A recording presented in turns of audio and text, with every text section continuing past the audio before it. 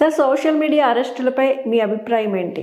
ఈరోజు సోషల్ మీడియాపై అరెస్టులు చేస్తున్నారని ఒకటి సుప్రీంకోర్టు గైడ్లైన్స్ ఉన్నాయి, అరెస్టు చేయకూడదని ఒక గ్రూప్ వాదన.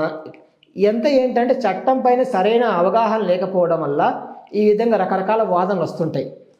సోషల్ మీడియా అరెస్టు అనడం కంటే ఒక కుటుంబంలోని వ్యక్తులను కించపరుస్తూ వాళ్ళ ఆత్మహత్యలకు పురిగల్పే విధంగా వాళ్ళని న్యూడ్గా చేయడం, ఇలా రకరకాలుగా చేసి పైశాచిక ఆనందం పొందినప్పుడు చట్టాలు గుర్తురాలేదా వీళ్ళకి? సుప్రీంకోర్టు ఏం చెప్పింది? ప్రభుత్వాన్ని ప్రశ్నించినప్పుడు సోషల్ మీడియా ద్వారా వాటి మీద కేసులు వద్దన్నది.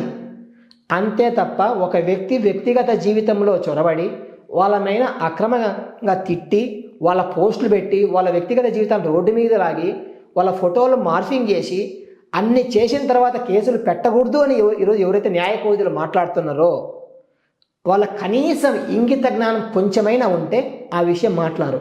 సుప్రీంకోర్టు చెప్పిన దాన్ని కూడా ఈరోజు వ్యంగ్యాస్త్రాలుగా వాడుతున్నారంటే వాళ్ళకి తెలియలేదు అంతే. కాబట్టి సుప్రీంకోర్టు చెప్పింది ఒకటి, ఈ అరెస్టులు జరిగేది మాత్రం యాజ్ పర్ లా జరుగుతుంది.